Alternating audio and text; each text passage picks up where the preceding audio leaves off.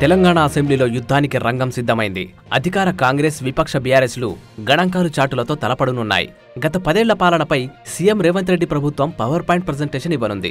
కాళేశ్వరం ప్రాజెక్టులో భారీ అవినీతి జరిగిందంటున్న కాంగ్రెస్ సర్కార్ అందుకు సంబంధించిన డేటాను బయటపెడతామని చెబుతోంది. సర్కారు దాడిని ధీటుగా తిప్పికొట్టడానికి బీఆర్ఎస్ కూడా సిద్ధమైంది. తాము కూడా పవర్ పాయింట్ ప్రజెంటేషన్ ఇస్తామని, దీనికి అనుమతి ఇవ్వాలని మాజీ మంత్రి హరీష్ రావు స్పీకర్ గడ్డం ప్రసాద్ కుమార్ కు లేఖ రాశారు. తెలంగాణ అసెంబ్లీ సమావేశాలు రేపటి నుంచి తిరిగి ప్రారంభం కానున్నాయి. బీఆర్ఎస్ హయాంలో తీసుకున్న కీలక నిర్ణయాలు, ఖజానా పరిస్థితి, అప్పులు తదితర అంశాలపై సభసాక్షిగా రాష్ట్ర ప్రజలకు వివరాలు చెప్పాలని రేవంత్ ప్రభుత్వం నిర్ణయించింది. ఇందుకోసం శాఖల వారీగా వివరాలతో రావాలని సంబంధిత మంత్రులను, అధికారులను రేవంత్ ఆదేశించారు. కేసీఆర్ ప్రభుత్వం చేసిన అప్పులు, వాటి ఫలితాలను ప్రభుత్వం పవర్ పాయింట్ ప్రజెంటేషన్తో పాటు శ్వేతపత్రాలను వెల్లడించనుంది. ఉప ముఖ్యమంత్రి మల్లు భట్టి విక్రమార్క కూడా పవర్ పాయింట్ ప్రజెంటేషన్ ఇవ్వనున్నట్టు సమాచారం.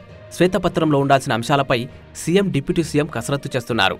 పారుదల శాఖ, విద్యుత్ శాఖ, ఆర్థిక శాఖలపై ప్రభుత్వం కీలక వివరాలను స్క్రీన్పై ప్రజెంటేషన్ ఇవ్వనుంది. సాగునీటి ప్రాజెక్టుల రీడిజైనింగ్ పేరుతో ఖర్చు చేసిన వివరాలను వెల్లడించనుంది. రాష్ట్ర అవతరణ నాటికి మిగులు బడ్జెట్తో ఉన్న తెలంగాణను 5.5 లక్షల కోట్ల అప్పులకు ఎలా తీసుకెళ్లారో చెప్పాలని రేవంత్ సభలో విపక్షాన్ని నిలదీయనున్నారు. మేడిగడ్డ బ్యారేజ్ పిల్లర్లు కుంగడానికి కారణాలు, నిర్మాణ వైఫల్యం, ఖర్చు చేసిన నిధుల లెక్కను బయటపెట్టనున్నారు.